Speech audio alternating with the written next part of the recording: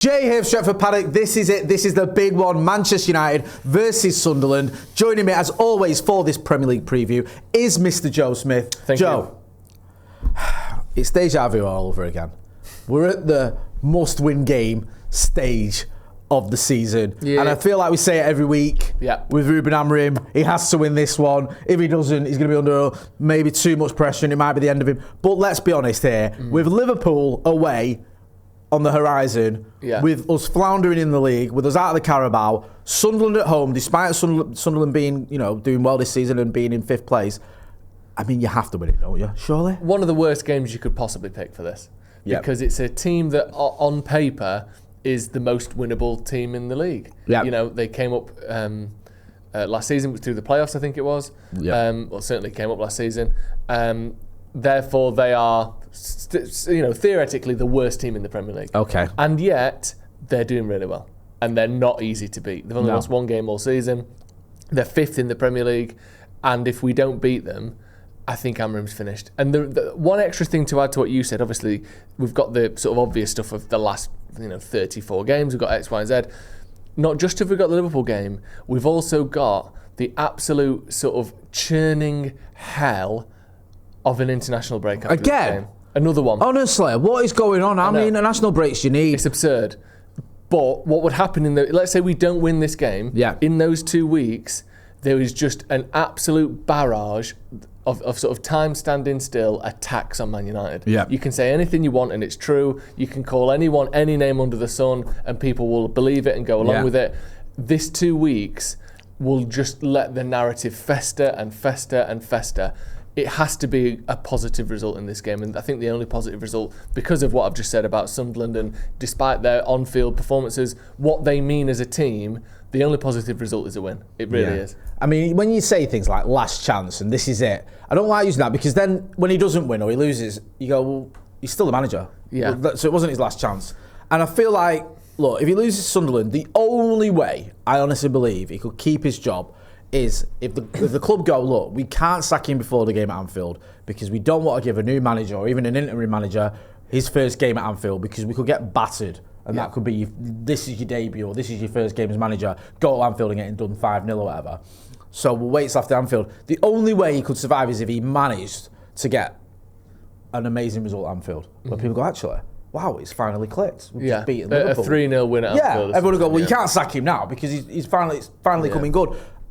I don't expect that to happen. I think that is the only way. This wouldn't be his last chance. But in reality, he has to beat Sunderland. He really does. Even a draw, I think, could do for him. I think with that sort of, everyone's a bit sort of had enough that despite the fact, it is early in the season, despite the fact we have still won a couple of games this season, it's not like we've just been beaten every week. It's not been good enough. And we're out of Carabao as well, so it just adds to the whole general feeling of Ruben Amorim, including the way he's been acting, his demeanour. It looks like he's a dead man walking, unfortunately. Yeah, it does. It really does. If he is going to turn it around, if he is going to change it, a big part of that must be the mentality, because it does feel, especially parts of that Brentford game, if we can go back to the last fixture, where the players look like they're just, I don't know, there's something going on where perhaps, I'm not saying, I don't know whether they're not buying into quite what he's trying to do, not understanding some of what he's trying to do because there's so many changes going on mid-game. It feels like there's definitely, even if you want to go back to that last season where many of us just went, well, forget about last season, well, let's just not for a minute. The mentality isn't right at Manchester United, is it? No. People can use the word culture, mindset, mentality, it all means the same thing. What is wrong with it and what does he do to fix it? I think the thing that's wrong with it, what we can rule out is I don't think this team is full of bad apples. I don't. Okay. I really don't. I look through the squad and the team and I don't see anyone where I go, I think you're a knob. I don't have that feeling anymore. No. I think obviously what we do have though, which is a big problem, is players that when things are going badly, don't believe we can turn it around. And believe that the only way to turn it around is to sprint more, be more reckless, vacate your position and try and get the ball back more sort of recklessly. Bruno Fernandes, obviously the captain, unfortunately is guilty of this. When United are struggling or drawing or losing, he just becomes someone that just tears around the whole pitch like it's under 10s, trying to get the ball back. And we can't have that. And it's not just him, it's everyone. It's everyone. That game against Brentford last week, we saw it, where the second half was just an absolute kick it in the air, tackle, sort of scrappy, horrible fight fest. Yeah. Because we don't have the composure. And Amorim says it himself. He said it in the post-match press conference. He also said it in the interview with TNT and Owen Hargreaves this week. He said, we've got players in the squad, and he kind of mentioned Harry Maguire as part of this, where they've been here so long that even though he was the captain, and he isn't the only one that does this, that when things are going bad, heads drop. We panic. It becomes sort of nervy and nervous, and the players stop doing the right things because, oh my God, it's happening again. It's like we're sort of damaged goods. Like they've had a trauma. Yeah, well, I think like it is reliving trauma. It's like, oh my God, yeah. this is reminding me of all the things I've been through. It genuinely is that. It is that. It's almost a sort of PTSD type response where, and obviously that might be, PTSD we associate with going to war, which is obviously a lot more traumatizing than this. But PTSD or things like it exist in all parts of life. You can I genuinely think some of these players are mentally scarred by results from the past. And not like to the point where they're waking up crying at night, but I do think that it makes them play differently. That's why we're so good, or we've typically been much better in the first 25 minutes of games. When you're out there, you're fresh, you're just doing what you can do. You're getting, once the opposition scores, or once we've got a lead to hold on to. Second half against Chelsea was weird and horrible. Second half against Brentford was weird and horrible. The same for the Fulham game. City was different because we had nothing to lose by that point, so we could go for it. But notice, every single time the game is in the balance in the second half, we go all weird.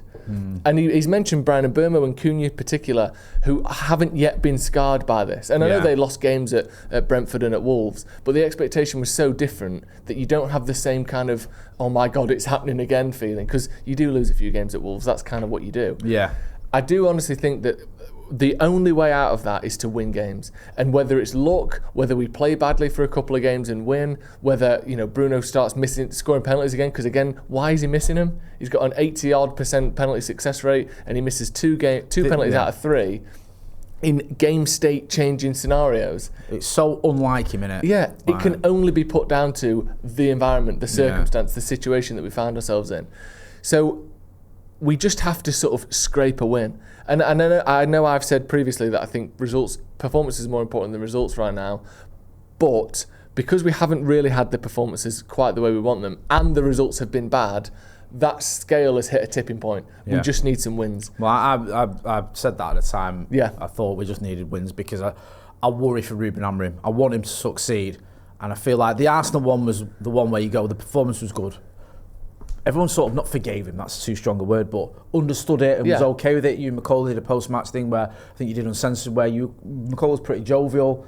I went to the game with my lad, we left the game, he was in a pretty good mood, so was I. It was like, okay, we've seen a loss. I'm not going to be sort of getting the bunting out for a loss, but we were pleased with the performance, which you thought, okay. There's context. Yeah, there's a bit of context. However, fast forward a few games or whatever, or 5 games, whatever it is, we're out of the cup, been beaten at the Etihad quite comfortably, and then lost away at Brentford, albeit, there could have been decisions that went the other way that would have probably, stopped it being a loss, but they didn't. So now we do need to get some points on the board. Let's get into Predicted 11s then. Let's start with you, because the big question a lot of people were having about the formation, is he going to change it?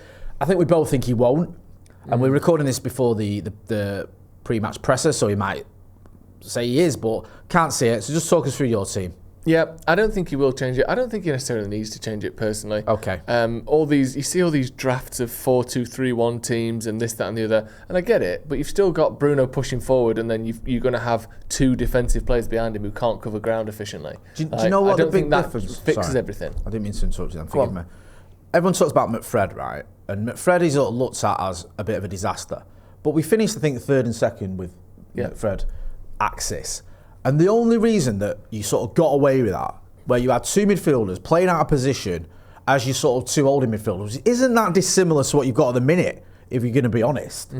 I think the one thing that both McTominay and Fred had going for them was legs. Yeah, they're great, like 5 and 10k runners, aren't they? Fred would get about the pitch, and you can question his defensive sort of capabilities. Ditto McTominay, I get it. I'm not defending them and saying, oh, we should have kept them and they should be our sort of pivot now. I'm not saying that at all. I'm saying the reason we were able to win a lot of football matches with those 2 in that position was because they at very least had legs. Yeah. And at the minute, whichever combo he's going for, there isn't enough legs in it. And I think that's what's sort of undoing him a little bit. Yeah. Anyway, sorry, I didn't mean to interrupt. I have brought Lammens in. Yeah. I think you've just got to. this thing of like, we're hearing this, the definition of insanity is repeating the same thing, expecting different results. I do also think that, A, that isn't the actual definition of insanity, but B, I think that, football isn't like that, is it? Football, Liverpool are playing the same team every week, all of a sudden they've started losing. So they've done the same thing and different results have happened. Yeah. So that can be the case, but the goalkeeper thing, you have to give him a choice. What is the point in Lammens being here if, despite the fact that the number 2 keeper, let's be honest, is what Bayindir is, that's in front of him, is being very poor every time he's tested. He's making big mistakes. He's also got the lowest save percentage of any goalkeeper that started 5 games in the Premier League this season. I know that doesn't take into account the quality of shots against him, but he just isn't very good. Why did you buy Lammens if even under all of those circumstances he can't get any minutes? I think he has to come in. Then I've gone Yoro, Dillect and Shaw. I think you want a ball playing centre-back sort of triangle. Okay.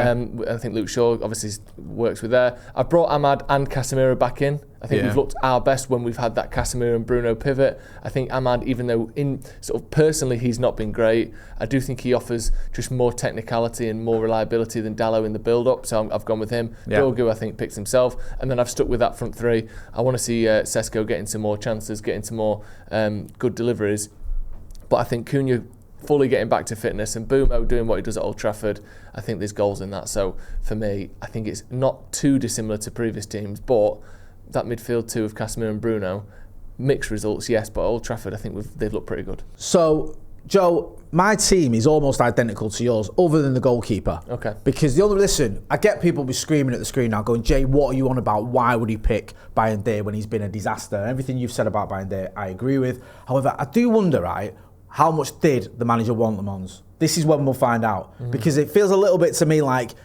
he would have preferred Emi Martinez. We hear these rumours that actually the manager wanted someone who can come in straight away, who's Premier League proven. Similar to the situation with the midfielder, there was reports that he wasn't as keen on getting Sesko over a midfielder, even though Ineos would rather have someone who's better long term, and obviously Sesko's a bit of a superstar. So we'll find out now. We've seen it in the past with managers, haven't we? We saw it with Ten Hag, with Ugarte, we saw it with Jose, with Fred, where players are almost bought despite the manager, not because of him.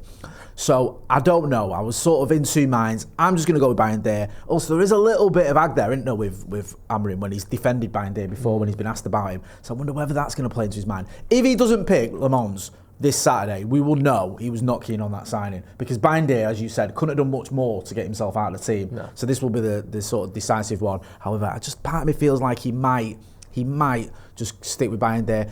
The same team as you, for all the reasons that you've already mentioned there. Ahmad back in the squad. It'll be good to see him. I think he'll start as well. He'll want to play against his old club, and also, he's been out of the bereavement, not to be crass, but the best way to sort of sometimes to get over something like that is to get back into work, back playing again, and hopefully he can do the business against Sunderland. I know the Sunderland fans absolutely love him because he smashed it there. Get involved in the chat in the comments. Let us know whether you agree, myself or Joe, over the goalkeeping situation, because obviously our teams are identical than that. Also, don't forget, get your phones out, film yourselves in landscape for 30 seconds, giving us your score predictions, and send them to paddockmatchday@gmail.com. Also, let us know if you're in the sort of Greater Manchester area, because we could get you on a preview if you are. Let's talk about Sunderland. I don't like Sunderland. Why? 2 words: Poznan. Sure. Yeah, I've not forgotten about 2012 when they were celebrating when they found out City won the league, when we beat them at the Stadium of Light. So yeah, they can bore off. But the 5th, so I'm They're doing quite well, aren't they? Yeah. They've only lost once this season, 11 points. They've been the sort of surprise package of the season, I would say, so far. They're a good team. Now, obviously, a 0-0 draw against Palace 3 games ago, then that 1-1 against Aston Villa, which I watched the second half of that game. You've watched a lot of football this season. I'm really trying to watch more. You've watched, you're watching the Liga, you're watching all the Champions League, Europa, the Championship. I'm trying to watch it, but I'm trying to watch more football so I can be a bit more. Can you be like the yin to my yang, who I barely watch United? Yeah, exactly. That's it for me. Yeah. And it's like, I try to do what you do. And I watch 5 minutes of Dortmund versus Leverkusen or whatever, get bored and put Seinfeld or something. Realise you've just been on your phone the whole game. That Aston Villa versus Sunderland game was horrendous, because they had it was good for Sunderland. Sunderland had 10 men from the 33rd minute and looked more like winning than Villa did. Yeah. Villa were awful. So you've got to give Sunderland credit. Admittedly, that was at the Stadium of Light, which I think massively helps. I just think they're doing really well, and they're fighting really hard, and they're doing all the things that we struggle with, which is working and being physical. So I think it is going to be a tough game. They haven't got any sort of obvious kind of massive standout players. They've got Wilson Isidore, who I think is the person that killed Sauron in Lord of the Rings. He's got 3 goals so far this season, which is pretty good. So it's Lord of the Rings for you, isn't it? Well, his name is literally 1 letter out from being the guy that killed Sauron. What do you want me to do? Put him in Back to the Future so you like him? Get over yourself. At least that's realistic. At least that's like basically a documentary. That's true, actually. So he's a good player. They've got a few good players. The other one is obviously Granit Xhaka, who, we know him from his Arsenal days. He's a bit of a knob, but probably kind of works for a team like Sunderland. I just think that it's like I said before, it's a horrible game because they're better than you think they're going to be, and they're the sort of team that we struggle against. All fight, all energy, all aggression. United have had a great record against them. I think we've only lost 2 of the last sort of 20 or 15 or so games. So it's a good run for us. But, what does that matter when we've not played in 3 years? It doesn't matter. 7 years. Our record doesn't matter against these teams now. It's just all bets are off when it comes to that sort of stuff. So I'm not even looking at that. Yeah, you're right. We'll see what happens. Sometimes Xhaka can lose his head a bit, can't he, mate? And there's a chance he ends up losing his head and getting sent off. And then United are quite good against 10 men. Yeah. So we might have a chance. Let's do that. Let's resort to them having 10 men, eh? We're good at that. Yeah. With all that being said, then give us your score prediction, please. Really horrible game. Really tough one. Start well, get an early goal, win the game. But I'm going to go... I want to say 1-0, but I don't see us keeping a clean sheet, so I'll say 2-1. I hope you're right. Actually, do you know what I actually think? I actually think it's going to be 1-1. That's what I'm going to say. I was going to go with that. I think 1-1. I was going to go 1-0. I actually think it's that was going to be my score prediction. I can see a sort of last-minute Sunderland equaliser and just the meltdown ensuing. I actually see the opposite. I see them scoring first and us getting a late goal. Yeah. Whoop-de-doo. I know. Do you know what? Just so at least one of us can pretend to be positive, I'll go for a 3-0 United win. Go on, then. Yeah. We'll do him. We'll do them Mackhams. Yeah. And you can tell he believes that. Yeah. So, Sunderland. Enjoy it. What have you got? Your best players. Amad Diallo, and he plays for us. Great point. Yeah. Don't forget to get involved in the chat comments. Don't forget to send us your score predictions to paddockmatchday@gmail.com. Going to be here for the watch along, so make sure you're subscribing to the channel and checking out all the Paddock merch. That's been Joe Smith. You can go and find him on the Sloppy Joe's podcast. I've been Jay Moy. This has been a preview. Manchester United hosting Sunderland. Thanks for watching.